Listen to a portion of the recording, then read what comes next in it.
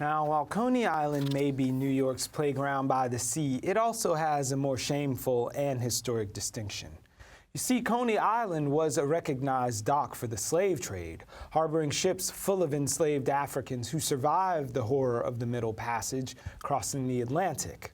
But on the second Saturday in June, hundreds of people gathered to commemorate the millions of lives lost in the voyage, with prayers, music, and ceremonial dance as well. Photographer Jamel Shabazz is usually in attendance, and his latest book helps to document the Day of Remembrance, and it's a tribute to the ancestors. Welcome, Jamel Shabazz. Thank you so much for having me here. It's a pleasure. So this is a tremendous event that happens, but it's to commemorate something that is tremendously horrible, beyond a lot of people's comprehension. So give us how you sort of come at the Middle Passage.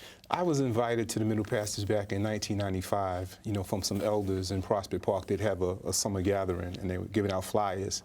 And it immediately caught my eye as a place I needed to be at and document. So from 1995 on to the present, I've been going almost every year, just photographing this moment of really coming together and remembering those that suffered, from the 15th century on to the 19th century, and millions upon millions of lives that were lost. So it's a really beautiful gathering of just people from different diverse communities coming together to just pay tribute to those who've passed away. And it's a generational thing. There's young people that are coming who are learning the history, it's elders who've come. And it's very profound for me, both as a photographer documenting, but I'm also a participant paying tribute to those who passed on at the same time. So it's a very important event for me to go to record and just make sure that important legacy and the suffering of our ancestors have not been for naught.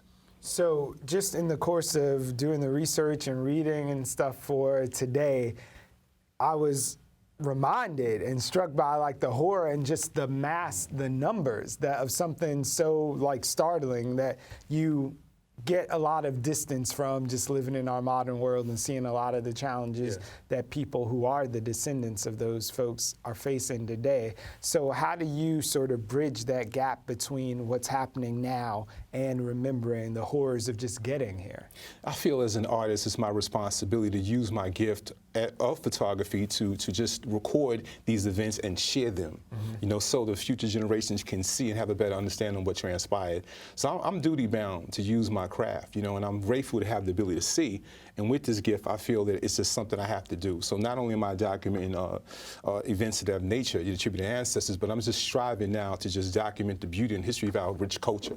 And I'm working on a series of projects of honor and dignity, because if I find that that's necessary. So again, as a photographer, as a visionary, I have an obligation to just do the best I can and record these images, not for me, but for the larger society. And what I strive to do too is donate the work to institutions like the Smithsonian, the Brooklyn Public Library. So there's a historic record now there of this body of work, so it would outlive me and could be passed on. So what's funny, you mentioned, and it stuck in my brain, the word dignity, the way that you capture these images. And I'm looking at these people and all their finery and regalia, and I'm historically referencing some of the work that you have from people in the 80s and how they were dressed, and it's a different sort of thing, but it still seems to always have this sort of cornerstone of this dignity and an innate sense of self that you capture, whether it's these guys from the Parkway or folks celebrating heritage out there. So is that an ongoing theme for you, this concept of dignity in the folks that you shoot? It is. There's no doubt behind that. I find that images are very powerful. They could be helpful, or they can help to really promote stereotypes. So I feel, once again, duty bound to create images that are provocative, that show pride, dignity, and honor, because I know that the world is watching, and I'm in a position now to share my work with the world, the larger world I've had exhibited over the many years. So I find it important to show these images that represent honor and dignity, because often, there's a misinterpretation of us as a people, and the media might not showcase us in that positive light, so I feel that I have to balance that out. So from my earlier days shooting in the 1970s to the present, I always look to capture images that show honor. If it could be fathers and sons, mothers and daughters, best friends, there's always a narrative, and that underlying narrative is honor and dignity. Yeah. So what catches your eye then? What are the images that excite you, whether it's your work or stuff that you've done historically or in other people around? It's a combination. I grew up during the 1960s, so the images that really caught my eye that showed me the power of photography was really war.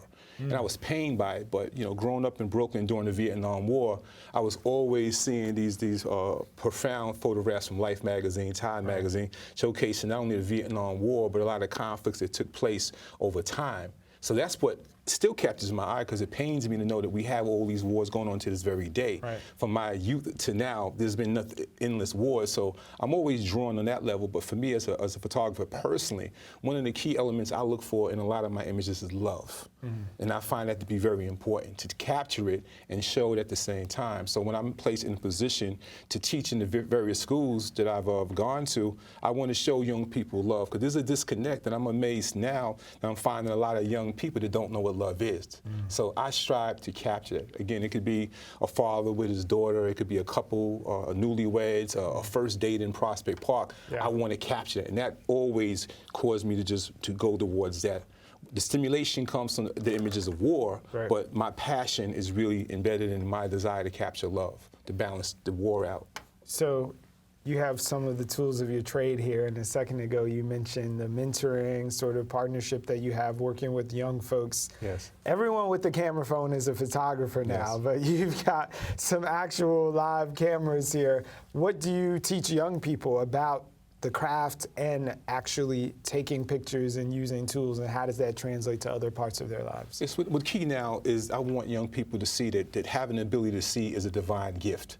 And you have this gift, and let's use it in a very purposeful manner to create. And I let them know the importance of documenting their family.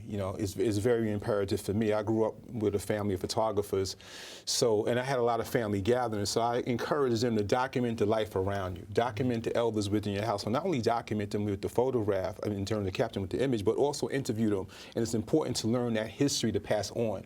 So we all have these cameras now. You mentioned the iPhones and technology that has, phones that have the capability to record. Right. Use that to just interview the elders and learn more about your rich history and culture. And I also teach photography as a possible career option. So let's look at it that way. There's different areas of photography. There's fashion, there's documentary, there's street photography. Perhaps it could be something you could look at down the road. So that's something I strive to instill in them. I also want them to see the beauty in everybody.